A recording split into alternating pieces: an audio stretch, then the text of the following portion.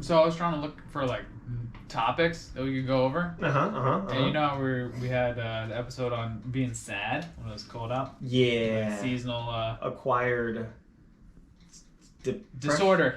Yeah, that's disorder. what it is. Yeah. So I wanted to be positive, right? It's warming up outside. Got a good day there. Yeah, you're like, okay, cool. So now we can do the opposite of that. Then we do what were we looking for? We're looking for glad. Glad. Like, yeah, there's got to be a glad out there. There's got to be some type of disorder out there for glad. I'm too happy. I've never been accused of that, actually. Have you? Yeah. Yeah, it is, right? You laugh too much. Yeah. So I'm looking online for this, and I'm like, all right, there's got to be something out there. Reverse sad. And I was like, oh, okay, cool. So we could do that in reverse. I guess there's a clinical thing called reverse SAD. Like, all right, cool. I click on it. I go into it. It is a disorder that just says that instead of in the winter that you get this way where you get down, you do it in the summer. It's like the equivalent of a summer flu. Like, you're just like, the too much heat causes you to become... So it's a summer acquired... disorder. Where everything, where you're like, oh, because it's hot out, now I'm going to be sad myself. At that point, stop blaming the weather. It's you, bro. I was blaming Google. It was just depressing. You. I was like, what the hell? It reminds me of Ferris Bueller's Day Off, the best friend. That he's happiest when he's sick because he just hates life and everything. It's just like, no. He destroys the car. Yeah. We all need to destroy an expensive sports car. We're gonna have a little chat. That's my favorite part. Welcome to the More Than Meatheads podcast. This is Shane and Luis, and you can find us at more_than_meatheads on Instagram, More Than Meatheads on Facebook, on YouTube. We have a channel. It is More Than Meatheads. Luis works long into the night to try and put these episodes up. I do. And on the interwebs, you can find us at morethanmeatheads.com. That means .com. How's your week been, man? It's been okay. Experimented with that cannabis butter the other day. That was an interesting... The body butter? I wish it was, because I probably would have preferred the outcome of that as opposed to what actually did happen. You should put that on YouTube. Yeah, just 30 minutes of me staring at the camera, bloodshot eyes, just like... Just waiting. Yep, that's it. Just waiting. How'd it go, though? I don't know if I did it right. It's like... You don't know if you did it right? It's like, people like this. It's like, people enjoy the sensation of just feeling like they're drunk without having drank anything. Okay, T-Pain. I don't know. I've never... Strange headache afterwards. I know it's like the in thing to do, edibles now. Like, I think that you're like one craft beer away from being a hipster, but I haven't done it yet. I don't know. I'll maybe look up a YouTube or just do a little bit more research or just like, did I do this right? You know, not against it. What happened that you think that? Just was not pleasant at all. Also, you know, we know that I have a certain history of just like, even pharmaceuticals just don't work on me. Pre-workout doesn't really go well with me, so it's just like... Oh, you're special. I don't know. Whatever. Yeah. Well, maybe you're just a terrible cook, and that's why it didn't work. No, it was an English muffin. Oh, okay. How dare you question my cooking? No, I'm just fine. But I'm looking forward to you making the necessary tweaks. Yeah. You know? Yeah. Hey, I'm not completely writing it off yet. I'm still like, you know, looking to just like, all right, sure. You know, for all my research that I've come across is like, you can't overdose on it. So I'm sure there's a guy sitting under an underpass right now that has a perfect recipe for your cannabis butter. Like, no, what you gotta do, bro?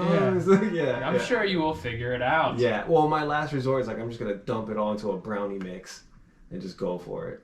Well, I think that's chalk it up to the list of things that people don't talk about. Like, they talk about the edible aspect of it, where they just talk about, oh yeah, edibles, bro. Yeah, the taboo of it. No one goes into it. But I guess for both of us this week has been a list of things that people don't talk about. I had an experience. Oh, let's get into it. I had an experience. Tell me about your experience. Oh, yeah. Were you inspired by my donuts? Was it a donut story? No, it was not. Donut hole story. So this happened a little while ago. I had an issue. We're gonna get a little personal on the podcast, guys. You know, just you, me, airwaves, internet. You know, no one around. Yeah. So let's see. About a month ago, I had a little problem. a little issue with my insides. I had a problem going on there, and little gastric stuff, or yeah, to the point that it was it felt like something like twisted up, like twisted. Ooh, like Marley and Me, like Marley. Remember the dog had issues that the stomach would literally feel like it's flipping over. I never saw that. Yeah. The only one was the only dog movie I remember is Beethoven and Homeward Bound. Which Beethoven? I don't know the first one. I have no idea. Also, another personal favorite, Milo and Otis. Oh, okay. Well, that's what I need to do is get brushed up on my puppy fucking cinema. But no, so I had an issue where if it felt like something was really wrong, like really wrong, and because of insurance being the way it is, there's like, okay, cool. I know you feel in fear for your life. I get that. Wait a month, and then we'll figure it out. And so I got to have my appointment with a specialist, and so I'm in the office, and since then, by the way, I took my own precautions. Yes. So last episode we were talking about my particular diet and those diet mitigation techniques and lifestyle techniques that I put into play, which was I drink at least 3 liters of water a day. I have fiber in my diet to the point where it's the recommendation is for every 1,000 calories that you have in your diet, you're going to put about 15 grams of fiber in there. Yeah. I go over that by a little bit. Now you say diet, but is this more of like a nutritional plan that you put yourself on? Well, yeah. I mean, I weigh everything I eat. I don't know. I mean, it's like healthy, not healthy kind of thing. Like, I'm not phobic of anything, but if I don't track it, I feel like every calorie could be going towards something. That's also a personality trait of yours, that you just like to know exactly how much you're consuming. I think during this week I proved that in more ways than one I'm anal. So, yeah, I got a little OCD. Don't get ahead of the story. Don't get ahead of the story. No, so I go to a specialist, and so I tell her about my symptoms, and it's weird because I'm the only one that's under 50 years old in this office, right? And looks like they're in shape. And like takes some sort of care. Yeah, that's the weird thing about hospitals. You go there and you realize, oh, this is for a lot of people that come here. Like, they don't do what they're supposed to do. Like, if you talk to clients and you're like, okay, I need you to do this homework, right? And then they come back to you and they're like, well, I didn't do it. At least I'm honest. Yeah, the hospital's full of those people. Yeah. That's the problem. Is like that's like the last stop. Like, I hate to say it, but it kind of is, because you're just sitting there. You're like, there's so many things that you could have done. Like in my case, in my case, where I was like, okay, I'm gonna be proactive and be preventative in this, and then try and take these. So when I had that happen, I immediately took back the intensity of my workouts. Right, didn't lift anything crazy heavy. Still exercise though, with the water, with the fiber intake, along with what I was already doing. So I'm talking to this specialist, and it sounds like she goes. She says it's an internal. More than likely, it's an internal hemorrhoid, is what she says. And that's like there's stigma about that. I don't know. Well, you guys, there you go. If there's stigma about it, it's out there. Yeah, you said it. Yeah. So I'm like, so some people have issues with like hernias. This is not a hernia. No way, shape, or form is a hernia, but it's a cause of stress on the other side. Inside. Internal. Yeah. So she goes through this thing with me. She goes, okay, so these are the steps. And we're talking about everything from a cream to, what is it? Slice and dice. Rubber banding. I'm like, oh my God. And then she goes, yeah. That's the best. When you're in an office and they're talking about your internal hemorrhoid issue that they're going to treat like like you would a teenage girl scrunchie. Like you wrap it around like a scrunchie and then it cuts off the blood circulation. It's like insane. You're like, this is the technique that we're coming up with in 2021. This is this is what we got. The metaphor and the visual you're gonna go with. Let me know when you can want to hook me up to the horses and pull me. Make you a French braid? I don't know what is going on with this, but apparently it works. And then they're talking about surgery. Know your audience. Yeah. Then they're talking about surgery, and I'm just like, all right. So I'm not seeing like my life flash before my eyes, but I'm like, okay, this could be a long process. Recovery, yeah. But I'm like, all right, cool. And then, so the consultation is fine. Like, I'm perfectly fine with that. And then we go into the... Well, that's the verbal consultation. Yes. And then we go into the examination room. Then you go into the quieter room. Yeah. Where they can't hear you scream. And the thing... Then the gloves come on. Here's the thing about getting examined for this type of thing. By default, you're literally holding yourself because you're on your side, like hugging yourself. And then just like every other embarrassing procedure in an office, they have like a helper that is like learning. So they want to learn on you. Well, it's also for legal issues that they didn't No, but like do anything inappropriate. No, but they always have somebody. It never fails. It's always like, oh, she's learning, she's new, so we're just gonna have her sit in on this. And you're like, I kind of don't want that. So I'm on my side, and so I'm getting examined, right? And first of all, you ask him if like, can you like watch your hamstrings, like You know what's not the same, right? If you're in a zip line, if you're like a zip line instructor, the guy working a zip line, and someone's like scared, and you're like, okay, we're gonna count to 5, and then we're just gonna go, and you're like 1, 2, and then you push somebody like on 2. Not the same. Don't push on 2. If you tell me 5, it's 5. If you push on 2, which is what she did. Reflex. Yeah. If you push on, first of all, trust is out the window at this point.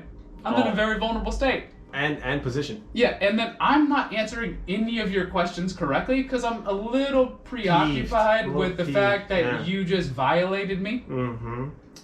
So I'm there, and I as a professional, like this person does this all the time. This person does. I don't understand why she would describe me as twitchy. She goes, "Oh, you're twitchy." Oh, you're twitchy. I was just like, "Oh yeah, thanks." Oh, you're giving me pet names now? Appreciate it. Yeah. But long story short, she does what she needs to do, and it actually says that the lifestyle techniques and preventative measures that I have done over the past month have actually made it so that any issue that I did have, everything's fine. And what struck me, side note on this, what struck me is that people don't talk about this, is that straining and stress, no matter where these blood vessels are in your body, you can call them whatever they want, stigma-wise, if you want to, get rid of the stigma, just call it a blood vessel issue. It's the same thing when I popped the blood vessel in my eye one time. Same thing. If you go to a place where you're not doing the lifestyle factors that need to be done every day, the maintenance every day, and then you go and you try and push too hard one day, there are possibilities. The system isn't ready for it, no matter where it is. Now, if you pop a blood vessel in your eye, it's very different in the fact that I don't come off a table and look behind me and all of a sudden there's more people than when I laid down, and I'm looking like Chris Tucker and I'm like, which one of y'all kicked me? I don't know what happened.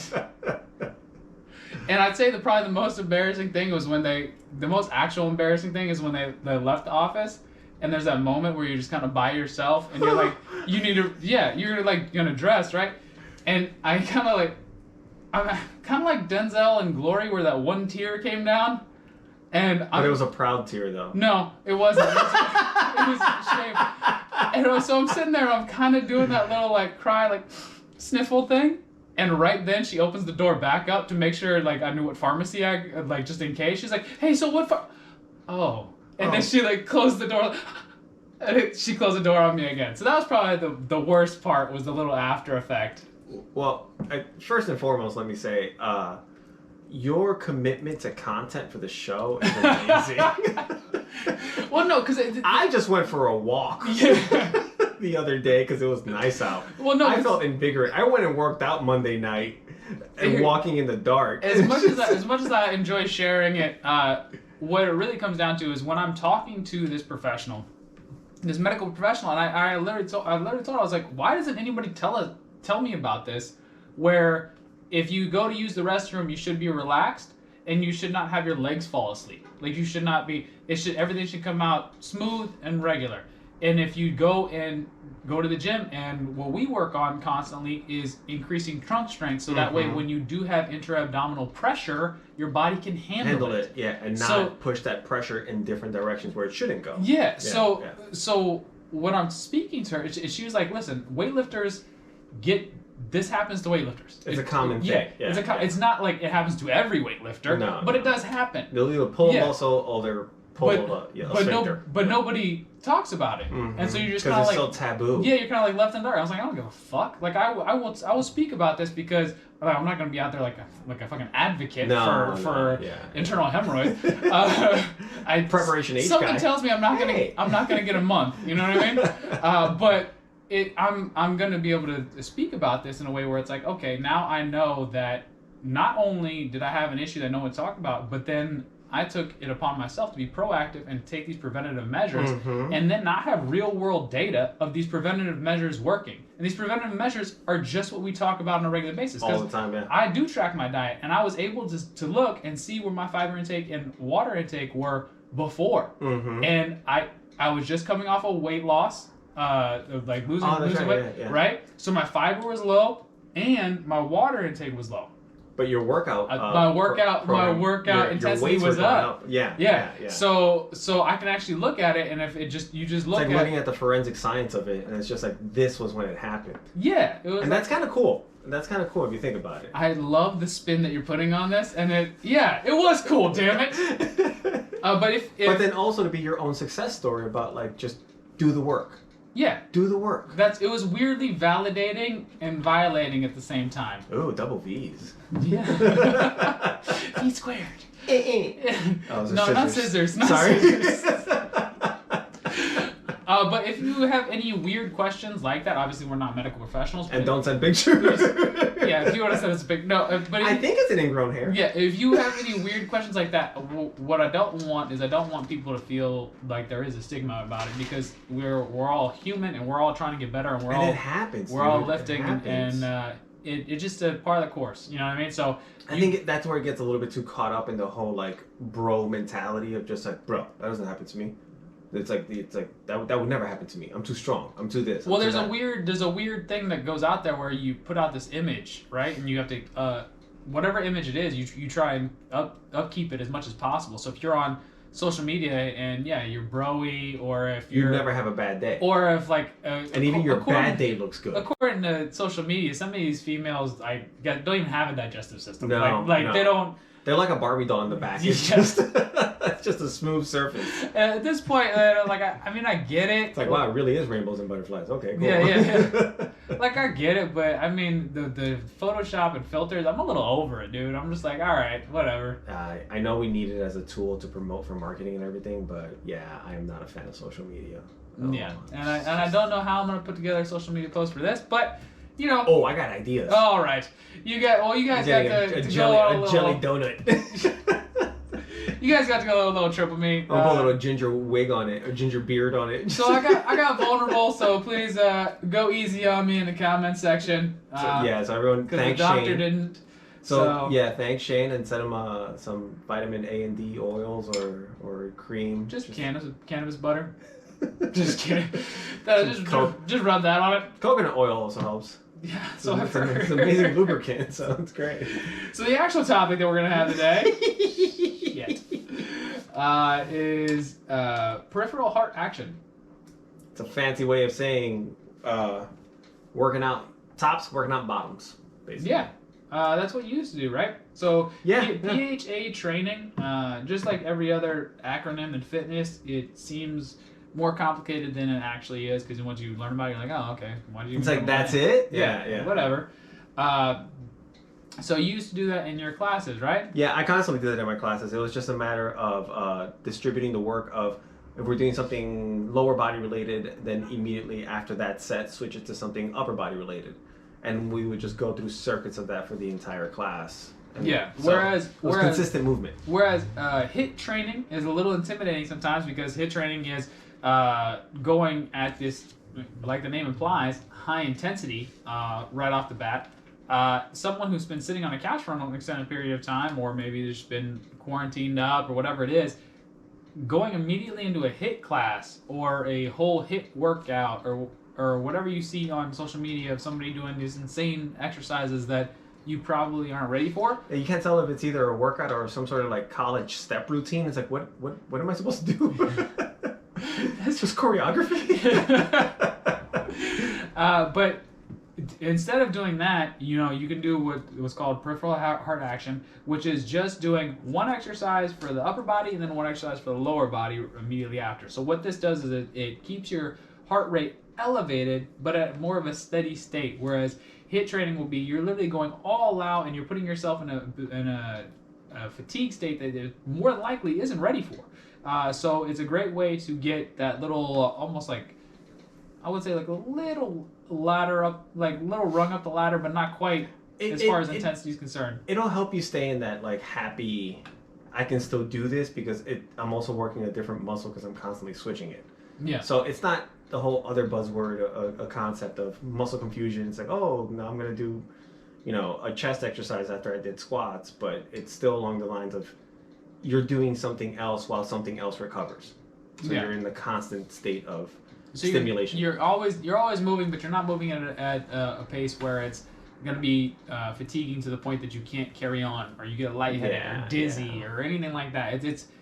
I would much prefer it because then you can go into a 20-minute workout. You're constantly moving, but you're not dead. Mm-hmm. And that's the one thing that people don't show on social media or anything like that, whereas they work themselves up to be able to handle this HIIT workout.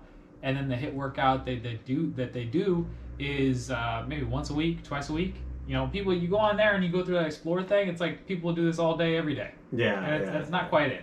There's a bunch of different ways to work out, and one that we would recommend is this style. So if you literally just keyword or whatever, it's PHA, peripheral heart action. The article you sent me actually was on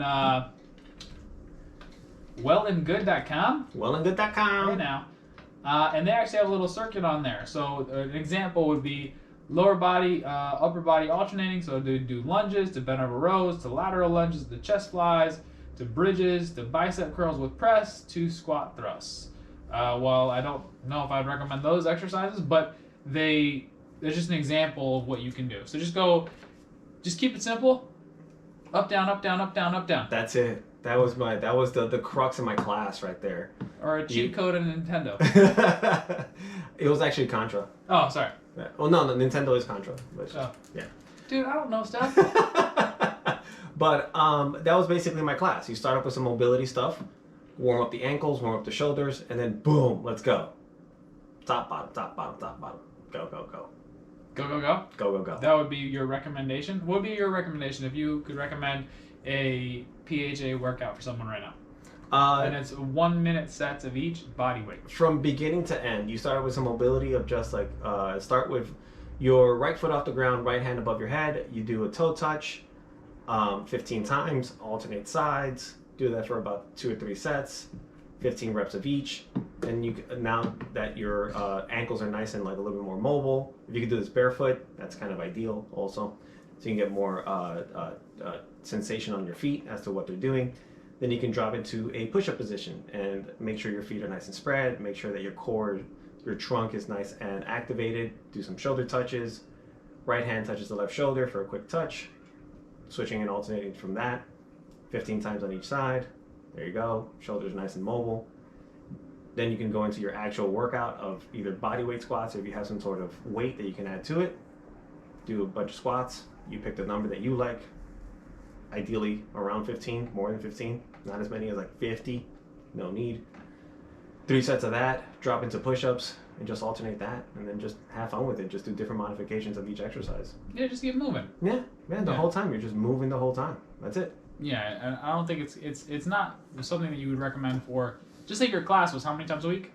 Twice a week, right? Yeah. So you're not doing this every day? No. But you're not doing it every day for the sake of so with the HIIT training, you're not doing it every day because it's too high intensity. This you're not doing every day because of the steady state aspect of it. You don't want to do it every day. Yeah. It's great to maintain a level of cardiovascular fitness. Mm-hmm. It's great to, as the name implies, get your heart pumping. But if you're looking to have different goals, weight loss goals, muscle gain goals, whatever it is, this is a great supplement to that. It's not the end all be all though. Yeah, this is like something you want to do as you're getting up off the sofa to start working out again. Yeah. It's not something you're gonna like go crazy on a daily basis either. And along those lines, as far as what to work out what to eat post workout, when we were growing up in the game, anabolic window. You remember that? The 20 minutes after I gotta eat. I gotta eat.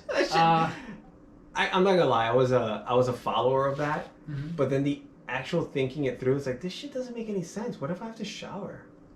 It's like who has access to food or a protein shake immediately after?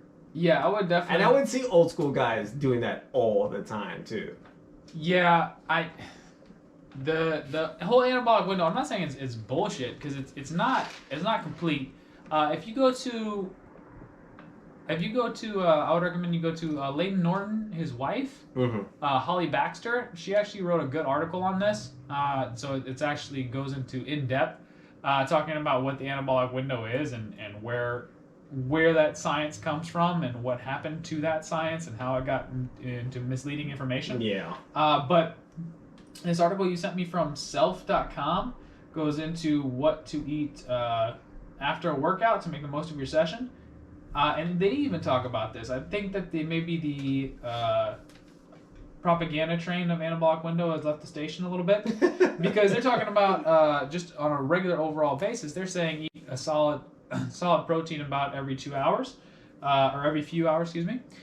So if you just moderate your diet throughout the day, as far as having protein. Again, some people they love the whole intermittent fast thing and they only eat once during the day. One large meal. Yeah. Whatever you can keep to and consistent on, that's what matters. If you want to eat every couple hours or versus someone who eats once a day, whatever works for you is what works. I think that's the part of the problem is that there's so many options out there. Like people don't know what to do, that they start trying everything, and once something doesn't work after 10 days, people freak out and they drop it. So that might have worked for them, but they just didn't respect the process long enough to like give it a chance to work. Yeah, give it an honest shot. Give it a college try. Not like my college. I've been in college for 14 years. Not that long. But okay, Van Wilder. But give it an honest shot of at least 3 to 4 weeks and just see how your body feels on it. But the consistency is the key. In what this article recommends that you actually sent me from self.com was eat solid protein every few hours and then make sure you stay hydrated with electrolytes. We prefer Element.com. But any electrolytes are fine. Or if you just salt your food. Not Gatorade. If you just salt your food, but if you just salt your food, that's electrolytes. Yeah. You don't have to go out and spend crazy amount of money. Just put a little bit of salt in your food. You're good to go. I'm a fan of garlic salt and kosher salt for my cooking. There you go. Yeah, for your cannabis butter. I did because I put Nutella and I sprinkled some kosher salt on top of it. Coarse grain. Yeah. God, you're an artisanal stoner. So many hours of Bobby Flay. You had to do the salt day. Yeah. I let it hit off my forearm and elbow. Yeah. And then it does say increase carb and calorie intake on your hard workout days. So that is actually a great way to get into monitoring your food. Is if you just know you're gonna have a harder workout. Now, do not building a relationship with food where you're like, I have to. I worked hard today so I can have this pizza.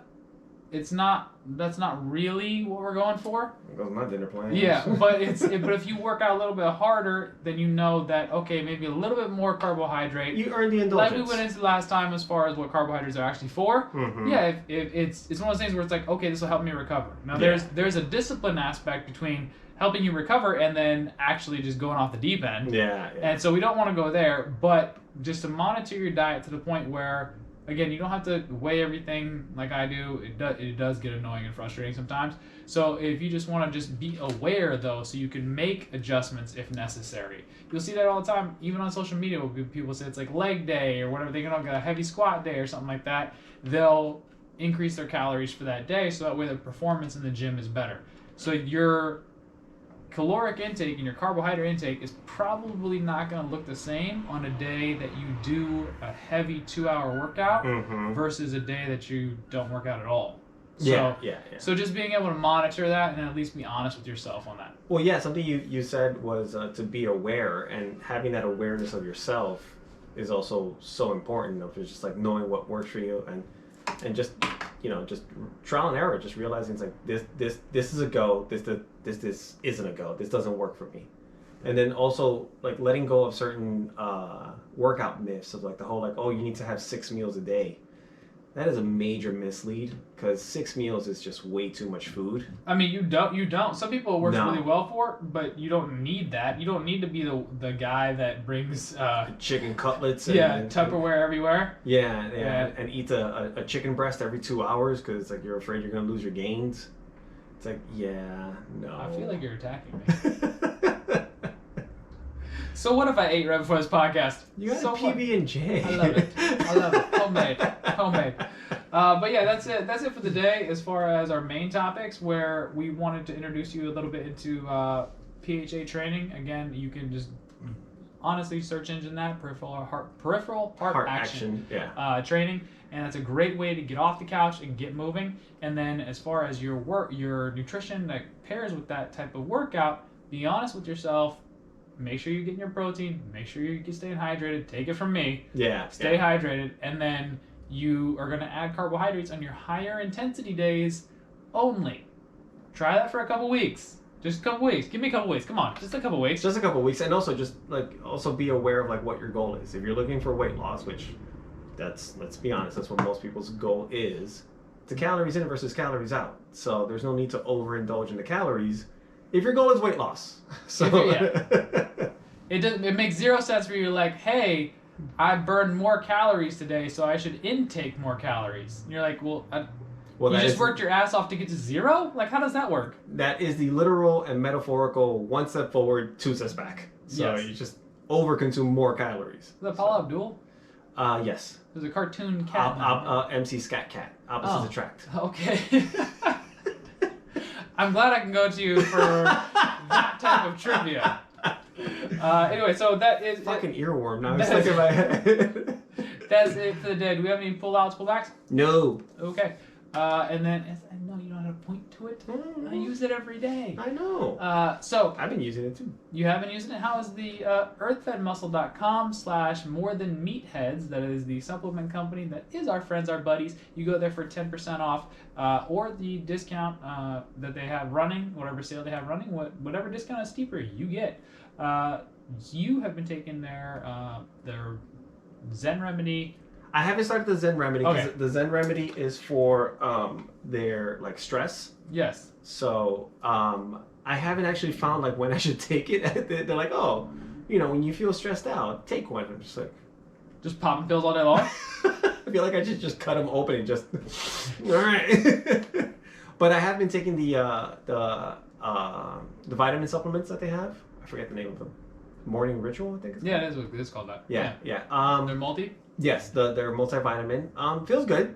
Feels fine. Like I haven't had any. Multivitamin is that you don't feel it until you stop taking it, and then you feel worse without it. That's kind of how a multi works. So that's fine. And then also the 40 winks, which I take before I go to sleep at night. How's your sleep been?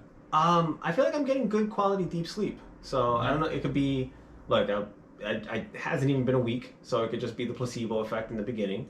Or we'll just give it some more time and just see how it's going. But I'm enjoying it. It's like it gives me something to do. And my goal for the supplements that I picked were to go with things that were more for brain function. To just like, so I don't feel so cloudy. I feel like I want to do more things and just have the disposition.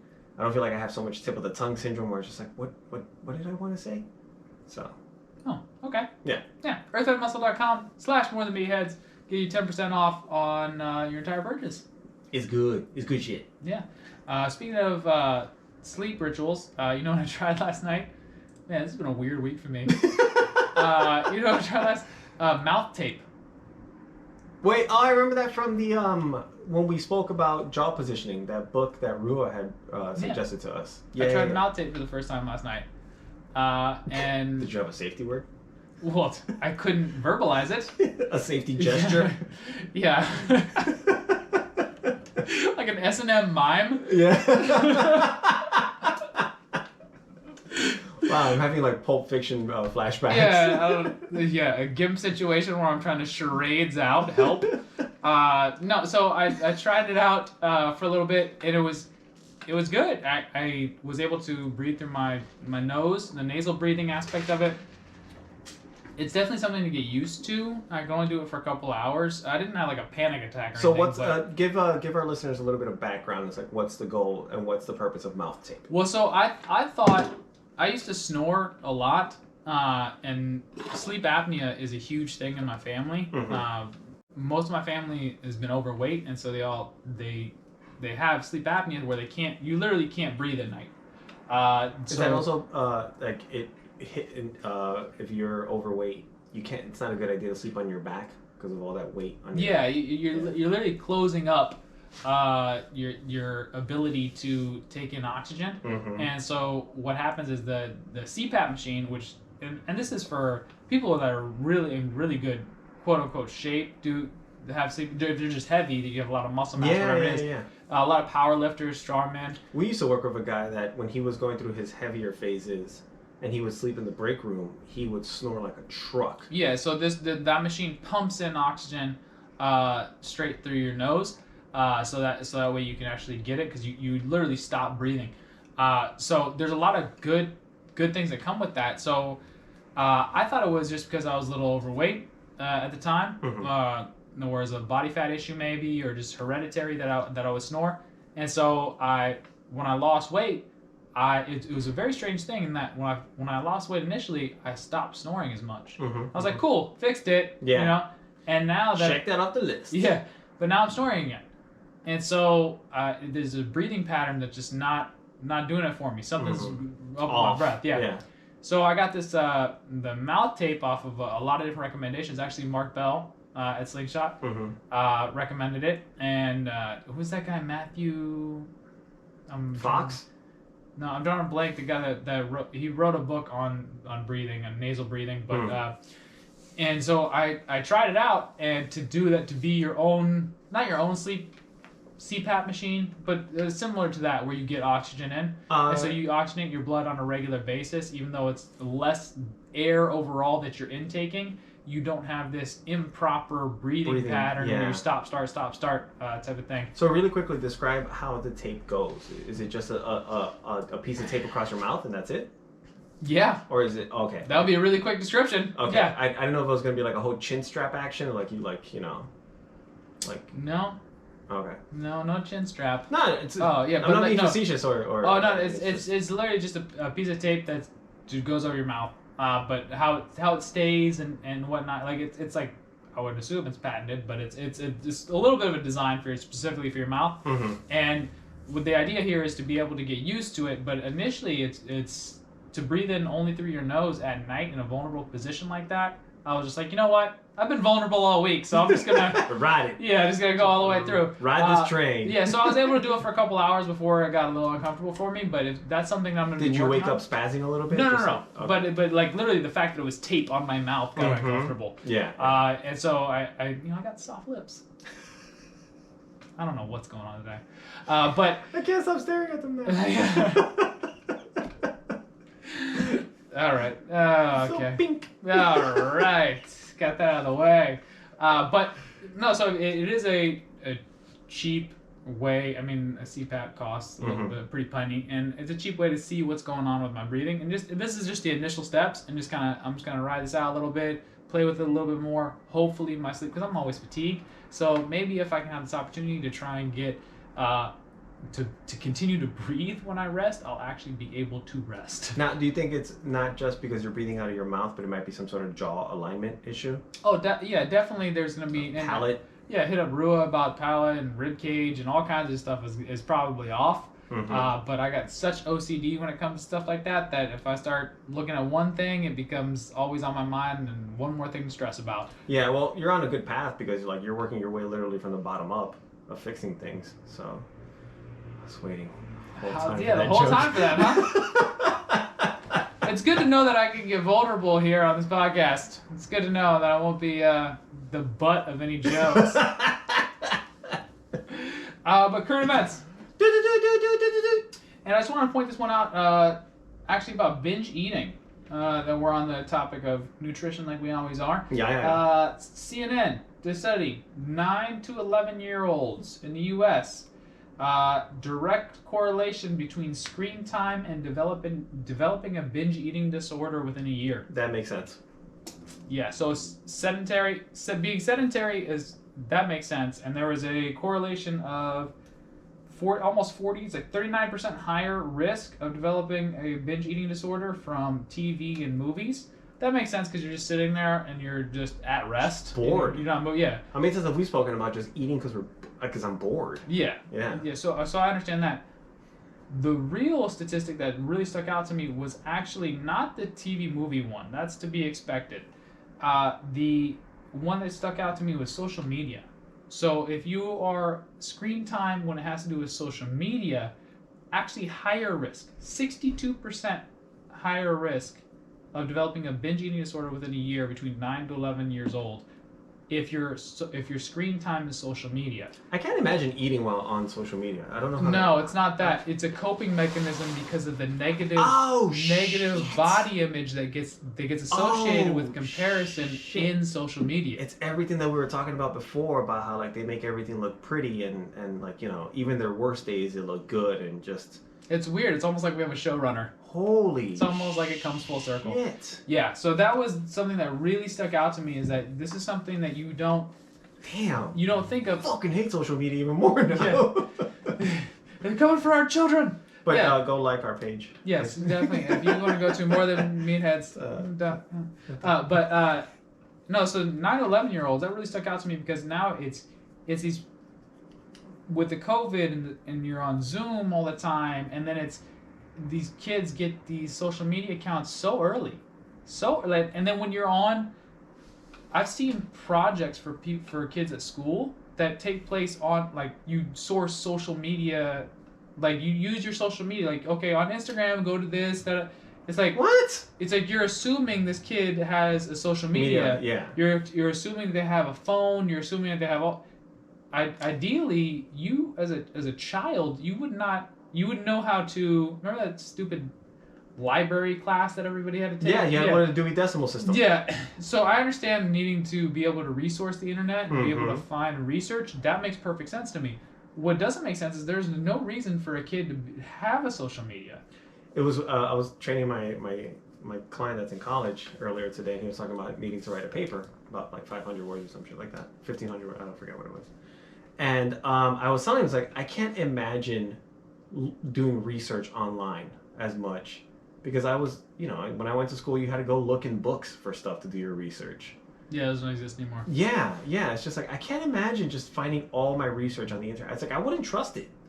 Yeah, it's definitely hard to source material. I would not trust it, yeah. Well, the thing is hard to source material, and then as a child, it's not so much. There's a lot of issues with that goes outside the scope of this podcast. Yeah. As far as what happens to kids online at that age, but if you look at that and how it translates to clients that I see on a regular basis is these teenagers or pre-teenagers, right? They learn as a coping mechanism ingesting something. Right? Mm-hmm. So they learn behaviors. So their learned behavior is going to be, now you're going to be binge eating. Well, that binge eating, as soon as you're old enough, becomes binge something else. It becomes binge diabetes. And you're binge something. Yeah. Or binge drinking. Like how many times we work with clientele that we'll see them the next day and they'll tell, they're not bragging to you, but they're telling you about a crazy night you had. It's almost like their version of a badge of honor. It's like, I got so fucked up. And I'm still here. And you're like, you're doing nothing. Yeah. Like you're wasting my time, actually. Yeah, you're doing nothing. Yeah. So being aware that this negativity that comes from comparison, right? Comparison is the thief of joy, right?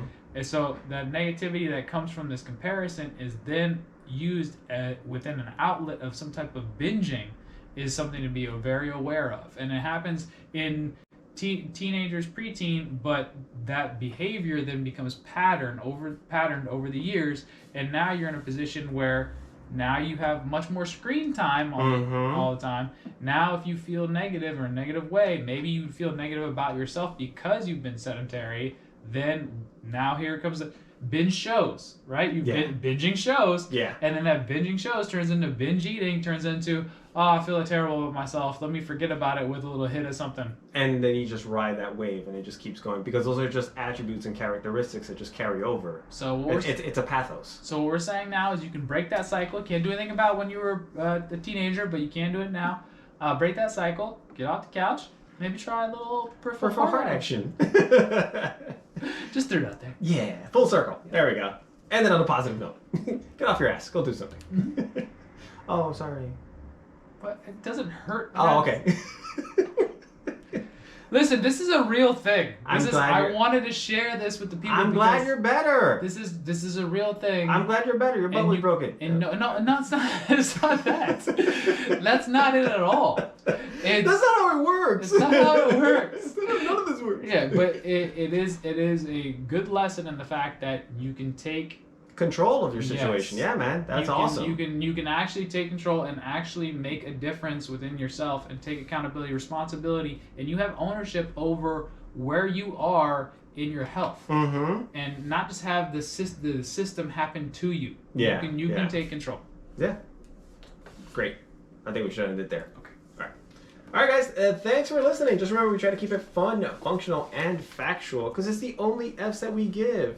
All right, guys. Take care of one another. Don't be assholes. Bye.